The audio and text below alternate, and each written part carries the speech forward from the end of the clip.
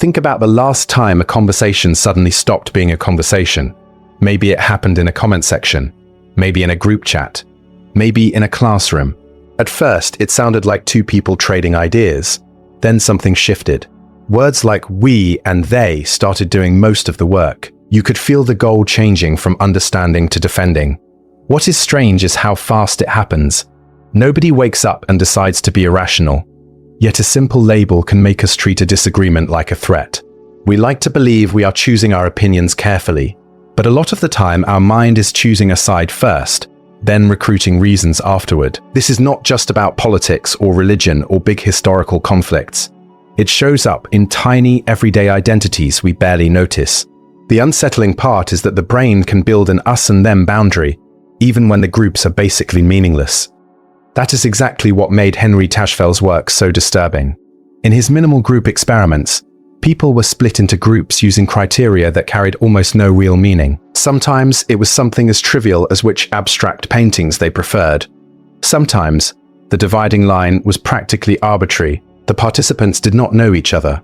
They had no shared history, no competition over resources, no reason to believe one group was better than the other. Yet once the labels were in place, something predictable began to happen.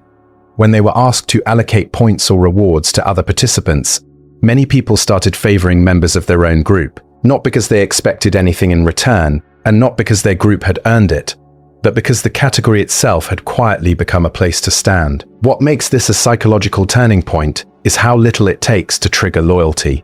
The experiment suggests that the mind does not need deep cultural hatred to begin the process of bias. It needs a boundary, any boundary, and a chance to act on it. The moment you hear us, your brain starts looking for evidence that us deserves more.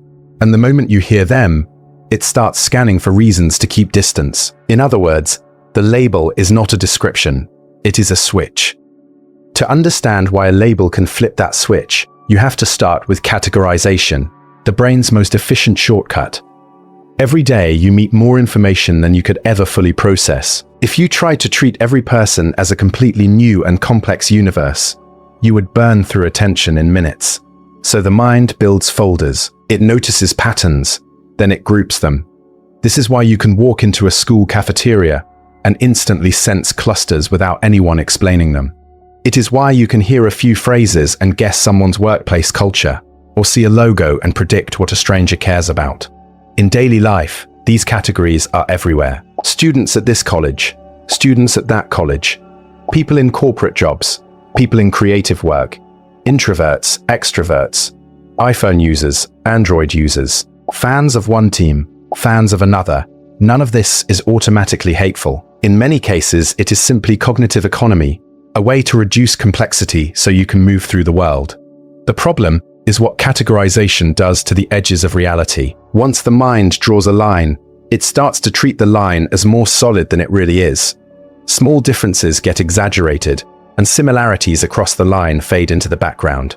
Sometimes all it takes is a uniform, an accent, a slang term, or a style choice, and the brain quietly files someone away as not us. And once a group exists out there, a second question appears almost automatically: where do I fit? Once you start seeing the world in categories, identification is the moment you stop looking outward and turn the spotlight inward. The question shifts from what groups exist to which one is mine. And that question carries more psychological weight than we usually admit. Identification is not just a label you state out loud. It is a felt sense of who you are and where you belong, and what kind of people feel safe to be around. When the basic needs of survival are reasonably met, the mind leans hard into connection. It wants love, belonging, and recognition. Groups offer that quickly. They give you a place in the social map, a story you can share with other people, and a feeling that you are not navigating life alone. You can watch identification shaping behavior in small, ordinary ways. Someone enters a new workplace and gradually adjusts how they dress, how they speak, and what they laugh at, not because they are fake, but because the mind is learning the local language of acceptance. A student joins a club and starts using the same jokes and references. A person discovers a community around a hobby, fitness style, music taste, or faith, and suddenly their routines and preferences become more consistent, more visible, and more intentional. Even the words we use become signals, a kind of quiet badge that says, "I am one of you." The deeper point is that belonging changes the boundary between self and group. When the group becomes part of your self-concept, praise aimed at the group can feel like praise aimed at you, and criticism aimed at the group can feel personal, even if it was never meant that way. Identification does not just simplify the world, it anchors the self inside it.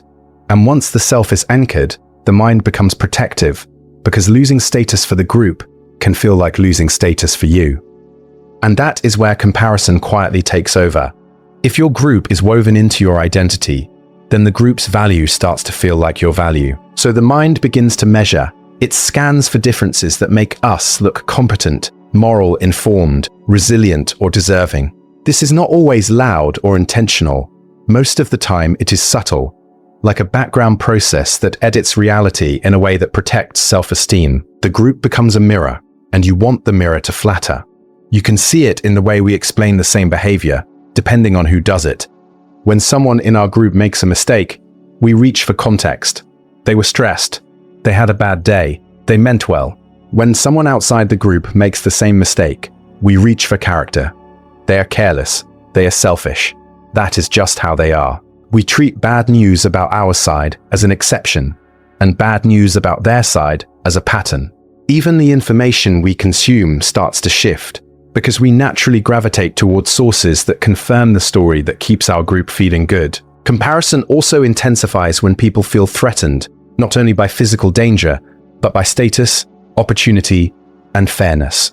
When it seems like jobs, respect, safety, or cultural space are shrinking, the need to protect the in-group spikes.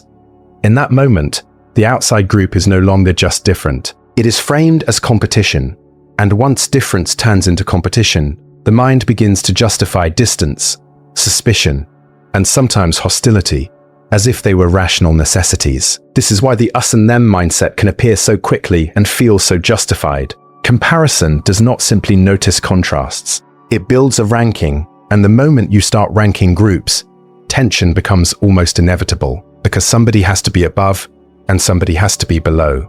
So the question is not whether we will have identities. We will. The question is whether our identities must be sharpened into weapons.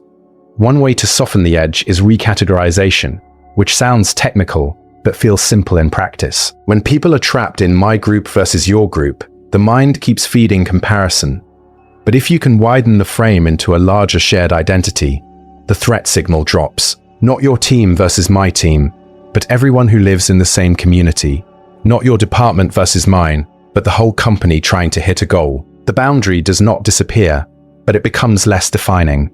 A second approach is contact, under the right conditions. Simply putting people in the same room does not dissolve bias, especially if they arrive defensive. What changes the psychology is cooperative contact, where both sides need each other to succeed, where roles are clear, and where the goal is shared. Working together rewires the category from them into a person I rely on, and reliance is a powerful solvent. The third approach is self-monitoring. At the moment comparison begins, there is a telltale shift in language. You start saying, they always, they never, those people, as if a label explains a whole human being. That is the moment to slow down and ask a more specific question. What behavior am I reacting to? And what information am I missing? This does not require you to abandon your values or pretend all groups are the same. It simply stops the mind from turning a category into a verdict. Try a quick mental exercise. Think of a group that reliably irritates you, the kind of group you roll your eyes at before you even hear the full story. Now remove the label for a second. If you met one person from that group without knowing where they belonged, would you judge them the same way, or would you wait for details? Then ask a second question that is harder to fake. What exactly feels threatened when you think about them? Is it a concrete behavior you have evidence for? Or is it the uneasy sense that your group's status, values, or space might shrink? Belonging can be a shelter. It can give people meaning and stability. But when belonging turns into a need for an enemy, it stops protecting you and starts steering you. The most human move is not to erase identity. It is to separate a person from a category and to refuse the idea that your worth depends on someone else being beneath you.